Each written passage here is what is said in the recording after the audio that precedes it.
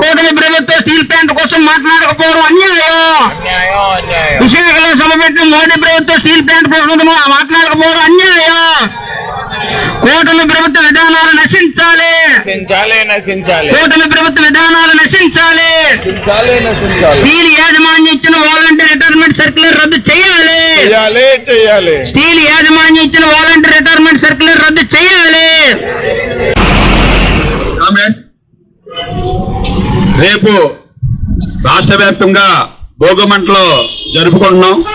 హిందూ సాంప్రదాయ ప్రకారంగా జరుపుకుంటున్నాం. ఈరోజు మన గాజువాక్కి మన విశాఖపట్నం జిల్లాకి తీవ్రమైన అన్యాయం జరిగింది. నరేంద్ర మోడీ గారు మన విశాఖపట్నం వచ్చి మన స్టీల్ ప్లాంట్ కోసం మాట్లాడతారు. స్టీల్ ప్లాంట్ సొంత గొల్లు కేటాయిస్తారా అని చెప్తారు. అదే శైలి విలీనం చేస్తారో ఏదో రకంగా మన స్టీల్ ప్లాంట్ కాపాడతారనే ఆలోచనతో మనం అందరం ఎదురు చూసాం. అలాంటి నరేంద్ర మోడీ గారు కానీ పవన్ కానీ చంద్రబాబు నాయుడు కానీ కనీసం స్టీల్ ప్లాంట్ కోసం ఏమీ మాట్లాడలేదు. కనీసం ఒక 20,000 కోట్లు ఇస్తాం, ఆ సంస్థ కాపాడుతాం, ఇదే ఆ విశాఖపట్నం స్టీల్ ఆంధ్ర హక్కు అన్న ఆలోచన అందరూ ఎదురు చూశారు. కానీ దుర్మార్గంగా సిపిఎం పార్టీ కార్యకర్తలు చాలా అన్యాయంగా రోడ్డు ఈడ్చి జైల్లో పెట్టి చాలా తీవ్రంగా దాడి చేశారు. అంటే స్టీల్ ప్లాంట్ కోసం కాపాడవలసిన బాధ్యత అయిన నరేంద్ర మోడీ కానీ పవన్ కళ్యాణ్ కానీ చంద్రబాబు దానికోసం ఆలోచించకుండా సిపిఎం పార్టీ పోరాటం చేస్తుంటే తీవ్రంగా అణచివేయడం చాలా అన్యాయం. అందులో భాగంగానే ఏదైతే స్టీల్ ప్లాంట్ కోసం మాట్లాడే మరుసటి రోజునే విఆర్ తీసుకోండి అని ఒక సర్క్యులర్ కూడా ఇష్యూ చేశారు. విఆర్ అంటే మొత్తం స్టీల్ ప్లాంట్ కార్మికులందరూ కూడా వాలంటీర్ రిటైర్మెంట్ స్కీమ్ పెట్టి ఏదో రకంగా స్టీల్ ప్లాంట్ ని ప్రైవేట్ వ్యక్తులకి అదానికి అమ్మాలనే ఆలోచనతో దుర్మార్గంగా వ్యవహరిస్తున్నారు. దీనికి నిరసనగా ఈ రోజు నరేంద్ర మోడీని అదేగా పవన్ కళ్యాణ్ చంద్రబాబు నాయుడికి నిరసనగా ఈ రోజు ఈ కార్యక్రమం భోగుమంటలో ఈ జీవోలు తగలపడం జరుగుతుంది. ఇప్పుడు ఈ భోగుమంట కార్యక్రమం ఉద్దేశించి సిపిఎం పార్టీ జిల్లా కార్యదర్శి కెఎం శ్రీనివాస్ గారిని మాట్లాడుతూ కోరుతున్నాం. కార్యక్రమానికి ముఖ్య అతిథిగా హాజరైన పార్టీ రాష్ట్ర కార్యదర్శి వర్గ సభ్యులు లోకనాథన్ గారు, మిత్రులారా, ఈరోజు మోడీ పర్యటన సందర్భంగా స్టీల్ ప్లాంట్ కి మంచి జరిగిద్దని ఆశించాం. 1429 రోజులుగా జరుగుతున్నటువంటి దీక్షలకి స్పందించి స్టీల్ ప్లాంట్ కి సొంత గనులు కేటాయిస్తారని చెప్పని ఆశించాం. కానీ స్టీల్ ప్లాంట్ కి సొంత గనులు ఇచ్చి ఊసే ఎత్తలేదు, మోడీ గారు ఎత్తలేదు. మోడీ గారు ఎత్తకపోవడం ఒక ఎత్తు. మన రాష్ట్ర ముఖ్యమంత్రి గారు కానీ ఉప ముఖ్యమంత్రి గారు కానీ ఎన్నికల ముందు మనకు హామీ ఇచ్చారు, స్టీల్ ప్లాంట్ ని ప్రైవేట్ పరం కానివ్వం, అభివృద్ధి చేస్తాం. దీని ఇక్కడ ఉన్నటువంటి ప్రజల మనోభావాల్ని, రాష్ట్ర ప్రజల మనోభావాల్ని మేము గౌరవిస్తామని చెప్పని నమ్మబలికారు. ఎన్నికలు అయిపోయిన తర్వాత ఆ ఊసే ఎత్తట్లేదు. ప్యాకేజీ ఇస్తామంటున్నారు, ప్యాకేజీకి కూడా చికాణా లేకుండా చేశారు. ఇది కాదు, స్టీల్ ప్లాంట్ ని సెయిల్లో కలపమని అడుగుతున్నాం. స్టీల్ ప్లాంట్ కి సొంత గనులు కేటాయించమని అడుగుతున్నాం. మీ ప్యాకేజీతో పాటు ఇది కూడా ఇవ్వాలని చెప్పని మేము కోరుతా ఉన్నాం. ఆవకాయ కలిపినట్టుగా మన నిర్మలా సీతారామన్ గారు ఆంధ్ర బ్యాంకును తీసుకెళ్లి యూనియన్ బ్యాంకులో కలిపేశారు. అలాగే మన పోరాటాలకు తలొగ్గి బిహెచ్పిని బిహెచ్ఎల్ లో కలిపారు. అలాగే షిప్ యార్డ్ ని డిఫెన్స్ లో కలిపారు. హెచ్పిసిఎల్ ని ఓఎన్జీసీని మెర్జ్ చేశారు. మేము కోరుతుంది ఏమిటి అంటే స్టీల్ ప్లాంట్ మనుగడ సాధించాలంటే సొంత గనులు ఉండాలి. అలాగే సెయిల్లో మెర్జ్ చేయాలి. ఒకప్పుడు సెయిల్లో ఉండేది ఈ ఆర్ఐఎన్ఎల్ ని సెయిల్ నుంచి విడదీశారు. విడదీసేటప్పుడు సొంత గనులు ఇస్తామని చెప్పని 11B మైన్స్ ని ఇస్తామని చెప్పని మనకి చెప్పారు. కానీ ఇప్పుడు అవి కూడా ఇచ్చిన మేము విశాఖపట్నం అభివృద్ధికి, రాష్ట్ర అభివృద్ధికి పాటుపడుతున్నామని చెప్తున్నారు. కానీ వీళ్ళు పాటుపడుతున్న విశాఖ అభివృద్ధికి, ప్రజల అభివృద్ధికి, కార్మికుల అభివృద్ధికి కాదు, ఆదాని అభివృద్ధికి, మిట్టల అభివృద్ధికి, అంబానీ అభివృద్ధికి, పెట్టుబడిదారుల అభివృద్ధి కోసం పనిచేస్తున్నారు తప్ప ప్రజల కోసం, ప్రజల పరిశ్రమలైనటువంటి ప్రభుత్వ రంగం కోసం మాట మాత్రం కూడా మాట్లాడకుండా ద్రోహం చేస్తున్న పరిస్థితి ఉంది. ఈ ద్రోహానికి వ్యతిరేకంగా ఇక్కడ ఉన్నటువంటి ప్రజలు పోరాడుతూ ఉన్నారు. ఈ పోరాటానికి ఇప్పటికైనా సరే స్థానికంగా ఉన్నటువంటి ఎమ్మెల్యే, ఎంపీ ఇద్దరు కూడా పల్లా శ్రీనివాసరావు గారు కానీ శ్రీభరత్ గారు కానీ స్పందించాలని మేము కోరుతా ఉన్నాం. మీరు ఆపగలిగితే ఆపండి. మీరు హామీ ఇచ్చినట్టే ఆపలేకపోతే మీరు ఎన్నికల ముందు ఈ పోరాటం జరుగుతూ ఉంటే ఆమరణ నిరాదీక్ష చేశారు. ఇప్పుడు కూడా మళ్ళీ మీరు ఆమరణ నిరాదీక్ష చేసి ఈ పోరాటాల్లోకి రండి, ఈ స్టీల్ ప్లాంట్ ని కాపాడండి అని చెప్పని మేము సిపిఎం పార్టీగా విజ్ఞప్తి చేస్తా ఉన్నాం. దాని సందర్భాన్ని పురస్కరించుకొని ఈ రోజు భోగి సంక్రాంతి పండుగ మనకి మొత్తం ప్రజలందరూ కూడా సంక్రాంతిని అందరూ కూడా జరుపుకుంటారు. చాలా ఆనందదాయకంగా జరుపుకునే పండుగ మన రాష్ట్రంలో. ఈ పండుగ నాడు కార్మికులకు కానీ కాంట్రాక్ట్ కార్మికులకు కానీ జీతాలు లేకుండా ఉన్న పరిస్థితి. అలాగే పర్మనెంట్ కార్మికులను వీఆర్ఎస్ పెట్టి తొలగించాలని చెప్పి చూస్తా ఉన్నారు.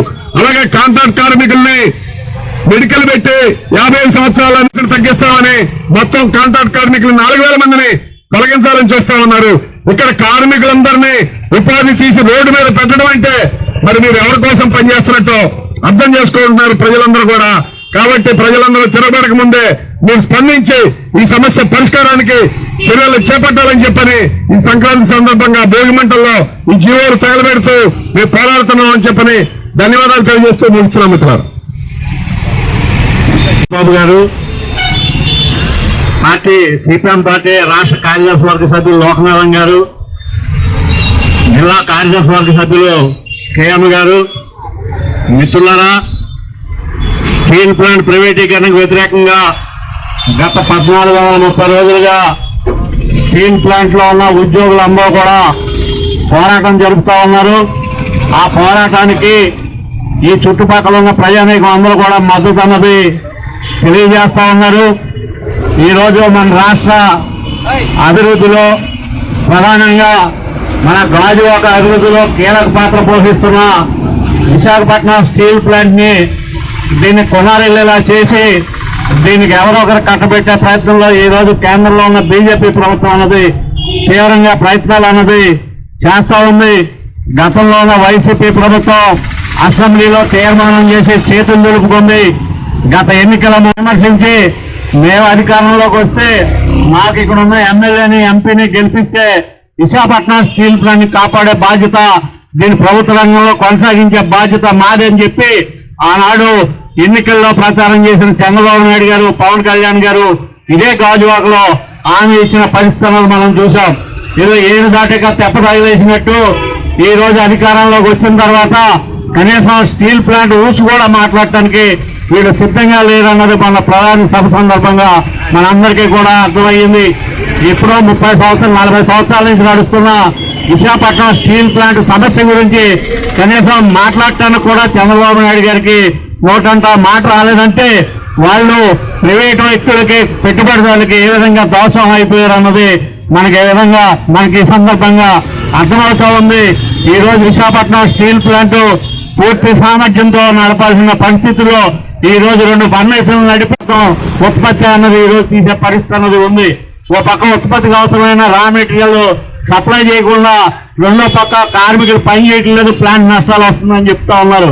మీరు రా మెటీరియల్ సప్లై చేయకుండా ప్లాంట్ పూర్తి సామర్థ్యంతో నడపకుండా కార్మికులు ఏ విధంగా పనిచేస్తారని చెప్పి మనం ఈ రోజు ఈ ప్రభుత్వాన్ని అడగాల్సిన అవసరం అనేది ఉంది. మనం డిమాండ్ చేస్తా ఉన్నాం, మీరు పూర్తి స్థాయిలో స్టీల్ ప్లాంట్ కి అవసరమైన రా మెటీరియల్ మీరు సమకూర్చండి. ఏదైతే టార్గెట్లు ఉన్నాయో టార్గెట్లను మించి, ఏదైతే సామర్థ్యం ఉందో సామర్థ్యాన్ని మించి ఉత్పత్తి చేయడానికి కార్మికులు సిద్ధంగా ఉన్నారు. ఆ విధంగా తీసినప్పుడు ప్లాంట్ నష్టాల నుంచి బయటపడుతుందని చెప్పి అనేక మార్లు చెప్పినా వీళ్ళు ఏదైతే పెట్టుబడిదారులకి దాసోహం అయ్యే ఈ రోజు స్టీల్ ప్లాంట్ ఏదోలా కట్టబెట్టాలని చెప్పి చూస్తా ఉన్నారు. అందులో భాగంగానే ఈ రోజు ఇప్పటికే స్టీల్ ప్లాంట్ లో ప్రతి సంవత్సరం 1000 మంది 1500 మంది కార్మికులు రిటైర్ అయిపోయి వెళ్ళిపోతా ఉన్నారు. ఇదే సందర్భంలో ఇప్పుడు మళ్ళా ఇంకొక 1000 మందిని బయటికి పంపించడం కోసం విఆర్ఎస్ పేరుతో సర్క్యులర్ అన్నది రిలీజ్ చేశారు. ఆ విధంగా మొత్తం కార్మికులు పెట్టాలన్న కుట్ర ఈ రోజు ప్రభుత్వం బీజేపీ ప్రభుత్వం చేస్తా ఉంది. దానికి రాష్ట్రంలో ఉన్న కూటమి ప్రభుత్వం అన్నది వంత పాడుతూ ఉంది. దీన్ని ఎట్టి పరిస్థితుల్లోనే మనం అంగీకరించకూడదు. విశాఖపట్నం స్టీల్ ప్లాంట్ భవిష్యత్తు మీదే గాజువాక చుట్టుపక్కల ఉన్న ప్రజానీకం తాలూకా భవిష్యత్తు ఆధారపడి ఉందన్నది మనందరం అర్థం చేసుకుని ఏదైతే ఈ ప్రభుత్వం అవలంబిస్తున్న విధానానికి వ్యతిరేకంగా జరుగుతున్న పోరాటంలో ప్రజానీకం అందరూ కూడా మమేకం కావాలని చెప్పి మీ అందరికీ విజ్ఞప్తి చేస్తూ సెలవు తీసుకుంటాం. తర్వాత టీడీపీకి రాష్ట్ర అధ్యక్షులు అయ్యారు. స్టీల్ ప్లాంట్ కాపాడతారని ప్రజలు అలా అనుకున్నారు. ఈ రోజు నరేంద్ర మోడీ సభకు వచ్చినప్పుడు ఆయన ఒక్క మాట మాట్లాడకుండా స్టీల్ ప్లాంట్ కోసం ఒక్క విషయం కూడా చెప్పలేదు. అలాగే పక్కన నక్కపల్లికి స్టీల్ ప్లాంట్ ఇస్తారో గనులు ఇస్తారో కాబట్టి దాన్ని రెండు రకాలుగా ప్రాంతీయత రచ్చుకుంటే విధంగా నరేంద్ర మోడీ మా అనకాపల్లి ఎంపీ సీఎం రమేష్ ప్రయత్నం చేస్తున్నారు. ప్రాంతీయతత్వం రచ్చుకొని కుదరదు. ఈ స్టీల్ ప్లాంట్ 32 మంది ప్రాంతాగాలి సాధించుకున్న స్టీల్ ప్లాంట్, ఈ స్టీల్ ప్లాంట్ బతికితే పక్కన నక్కపల్లి అభివృద్ధి అవుద్ది. అదే విధంగా నక్కపల్లిని విశాఖపట్నం అని ఇద్దరి మధ్యన చిచ్చు పెడితే మాత్రం ఇక ఉత్తరాంధ్ర ప్రజలు ఊరుకోరు. భవిష్యత్తు ఆందోళన పోరాటం తీవ్రం చేస్తారు. అందులో భాగంగా ఈ రోజు భోగుబంటలో ఈ జీవో తగలపెడతాం. ఇప్పుడు మనం ఉద్దేశించి సిపిఎం పార్టీ రాష్ట్ర కార్యదర్శి సభ్యుడు కె లోకనాథ్ గారిని మాట్లాడి కోరుతున్నాం. రాంబాబు గారికి మీ అందరికీ సంక్రాంతి శుభాకాంక్షలు తెలియజేస్తూ, మిత్రులారా, 2025కి మంచి రోజులు వస్తాయి విశాఖపట్నంకి అని మనం అందరం అనుకున్నాం. జనవరి 8వ తేదీన ప్రధానమంత్రి గారు, ముఖ్యమంత్రి గారు, డిప్యూటీ మినిస్టర్ గారు పవన్ కళ్యాణ్ గారు వచ్చి విశాఖపట్నానికి వరాలు కురిపిస్తారు, బ్రహ్మాండంగా ఉంటుందని. మనందరికీ తెలుసు 8వ తేదీన ఏమైందో. అంటే విశాఖపట్నానికి చీకటి రోజులు వచ్చాయనేది మనకు అర్థం కావాలి. విశాఖపట్నం ఒక పారిశ్రామిక ప్రాంతం, అందులో స్టీల్ ప్లాంట్ చాలా కీలకమైంది. దాదాపు 4 ఏళ్ళ నుండి పెద్ద ఎత్తున ఉద్యమాలు నిర్వహిస్తూ ఉంటే ఆ సందర్భంగానే తెలుగుదేశం ప్రభుత్వం గత ఎన్నికల్లో ఒక స్పష్టమైన హామీ ఇచ్చారు. మేము 6 నెలల్లో విశాఖపట్నం స్టీల్ ప్లాంట్ను ఆదుకుంటాం. ఆ రకంగా సొంత గనులు ఇక్కడున్న ఎంపీ గారు, ఎమ్మెల్యే గారు టెంట్లోకి వెళ్ళి వాళ్ళకి చెప్పారు, అవసరమైతే రాజీనామా చేస్తామన్నది కూడా చెప్పారు. మరి మోడీ గారు 8వ తేదీన కనీసం మాట్లాడకపోతే ఆ వేదిక మీద ఉన్న శ్రీభరత్ గారు కానీ లేదు పల్లా శ్రీనివాస్ గారు కానీ కనీసం స్పందించలేదంటే వాళ్ళు ఎవరి తరఫున ఉన్నారు? అంటే వాళ్ళ యొక్క పదవుల కోసం ఉన్నారా, లేదు విశాఖపట్నం ప్రయోజనాల కోసం ఉన్నారనేది స్పష్టంగా చెప్పాల్సిన అవసరం అంతైనా ఉంది. అదే కాదు, 8వ తేదీన మోడీ గారు వస్తారంటే ఆంధ్ర రాష్ట్రంలో ఉండే మినిస్టర్ గారు, మీరు అందరికీ తెలిసే ఉంటుంది, భారీ పరిశ్రమ మినిస్టర్ గారు టీజే భరత్ గారు, రాయలసీమలో కీలకమైన మనిషి. ఆయన ఏమని చెప్పాడు? ఆర్సెల్ మెట్లకు సంబంధించిన దానిలో సొంత గనులు ఇవ్వాలి, ఆ రకంగా స్టీల్ ప్లాంట్ పెట్టాలనే దగ్గర. మన ముఖ్యమంత్రి గారు కూడా మీరు ఆ రోజు వీడియో చూసే ఉంటారు. ఆయన 3 అంశాలు చెప్పారు. ఆర్సెల్ మెట్లు విశాఖపట్నం చాలా కీలకం అవుద్ది, అదే కాకుండా దానికి సొంత గనులు పైప్ లైన్ ద్వారాగా ఇస్తామని మోడీ గారు చెప్పారు. అంతకన్నా విశాఖపట్నం కావాల్సింది ఏముందనేది ఆ వేదిక మీద నుండి చెప్పారు. అంటే మన ముఖ్యమంత్రి గారు విశాఖపట్నం స్టీల్ ప్లాంట్ గురించి కాదు మాట్లాడింది, లేదు విశాఖపట్నం భవిష్యత్తు గురించి మాట్లాడింది కాదు. ఏదైతే ఆర్సెల్ మెటల్ ఉన్నాడో వాడి యొక్క ప్రయోజనాలు తప్ప విశాఖపట్నం ప్రయోజనాలు కాదని. అందు గురించే సిపిఎం పార్టీ మొట్టమొదటి నుండి చెప్తా ఉంది, విశాఖపట్నం చీకటి రోజులు వచ్చాయి. ఒకప్పుడు ప్రభుత్వ రంగ సంస్థలు ఉండడం వల్ల విశాఖపట్నానికి ఇంత అభివృద్ధి జరిగింది. అటు పోర్టు కానీ, బిహెచ్పి కానీ, లేదనుకుంటే డాక్ యార్డ్ కానీ, షిప్ యార్డ్ కానీ అనేక ప్రభుత్వ రంగ సంస్థలు ఈ ప్రాంతంలో అభివృద్ధి అయ్యాయి. కాబట్టి దాదాపు ఉత్తరాంధ్ర వలసలాగాయి. ఈరోజు 1,00,000 మందికి ఉపాధి అవకాశాలు కల్పిస్తున్న స్టీల్ ప్లాంట్ ని అమ్మేసే ప్రయత్నం చేస్తున్నారు, దాన్ని బలహీనం చేసే ప్రయత్నం చేస్తూ ఉన్నారు. ఈ పక్కన అదానీని పెడతాడు, ఆ పక్కన ఆర్సెల్ మెటల్ పెడతాడు, మధ్యలో స్టీల్ ప్లాంట్ ని బలహీనం చేసే ప్రయత్నం చేస్తూ ఉన్నారు. ఎంత దుర్మార్గం అంటే చేతకాని దద్దం అనేది మనం అర్థం చేసుకోవాలి. అనేక మంది ఎంపీలు ఆ రాష్ట్రానికి సంబంధించి పార్లమెంట్ లో మాట్లాడుతూ ఉంటే మన ఎంపీ మాత్రం ఒక్కడు కూడా మాట్లాడలే. ఏమంటే మా బాబాయ్ గారు చూసుకుంటారని చెప్తా ఉన్నాడు.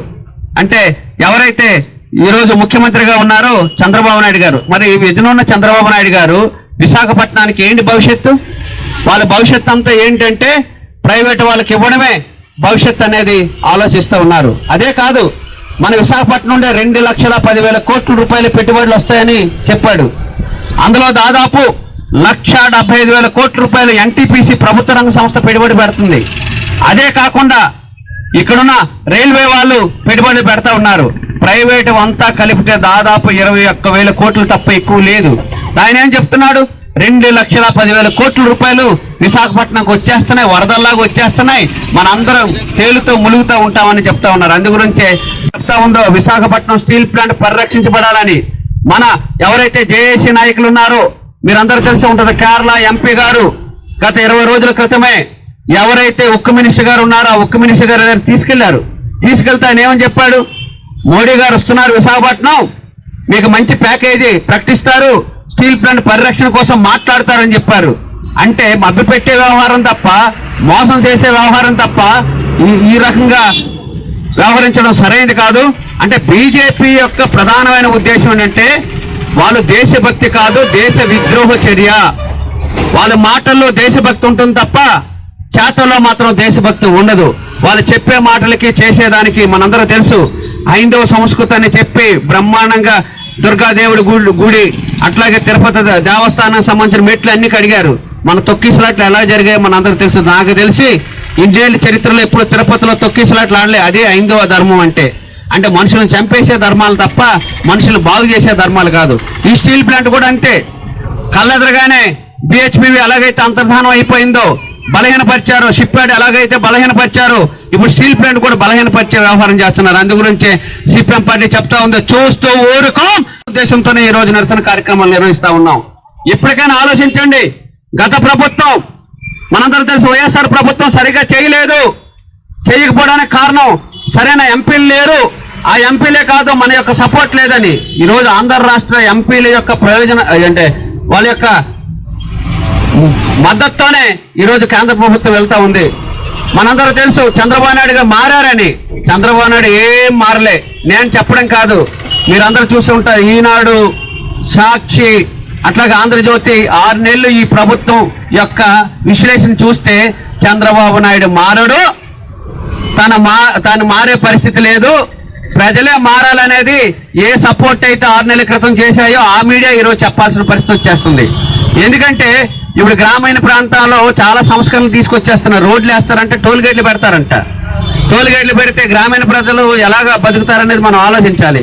అదే కాదు, ధరలు దాదాపు 100 ప్లాంట్ లాంటి ఉత్పత్తి పెరిగితే ఇక్కడున్న అసంఘటిత రంగ కార్మికులకి, చిన్న చిన్న వ్యాపారస్తులకు అనేక లాభాలు వచ్చేదానికి అవకాశం ఉంటుంది. కాబట్టి స్టీల్ ప్లాంట్ పరిరక్షించే వరకు సిపిఎం పార్టీ తన పోరాటాన్ని కొనసాగిస్తుంది. అందులో భాగంగానే ఈ రోజు నిరసన కార్యక్రమాలు తెలియజేస్తా ఉన్నాం. విశాఖపట్నం ప్రజలు కూడా ఆలోచించాలని మేము కోరుతా ఉన్నాం. తెలుగుదేశమా, వైఎస్ఆర్ పార్టీ లేదనుకుంటే బీజేపీ పార్టీలో ఉన్న ప్రజలందరూ ఆలోచించండి. విశాఖ ప్రయోజనాలే ఈ రాష్ట్ర ప్రయోజనాలుగా ఉండాలి. విశాఖ ప్రజల యొక్క ఎవరైతే ప్రభుత్వ రంగ సంస్థల యొక్క ప్రయోజనాలే ప్రజల ప్రయోజనాలుగా ఉండాలని కోరుకుంటూ ఈ నిరసన కార్యక్రమంలో పాల్గొన్న మీ అందరికీ ధన్యవాదాలు తెలియజేస్తూ ముగిస్తా ఉన్నాను. కూటమి ప్రభుత్వం స్టీల్ ప్లాంట్ పై స్పందించాలి. స్థానిక ఎమ్మెల్యే గారు స్టీల్ ప్లాంట్ కోసం స్పందించాలి. స్థానిక ఎమ్మెల్యే గారు స్టీల్ ప్లాంట్ కోసం స్పందించాలి. స్టీల్ ప్లాంట్ ప్రభుత్వ రంగంలో కొనసాగించాలి. స్టీల్ ప్లాంట్ ప్రభుత్వ రంగంలో కొనసాగించాలి. నశించాలి నరేంద్ర మోడీ ఉండే వైఖరి. నశించాలి నరేంద్ర మోడీ ఉండే వైఖరి. నశించాలి కూటమి ప్రభుత్వం ఉండే వైఖరి. నశించాలి కూటమి ప్రభుత్వం ఉండే వైఖరి.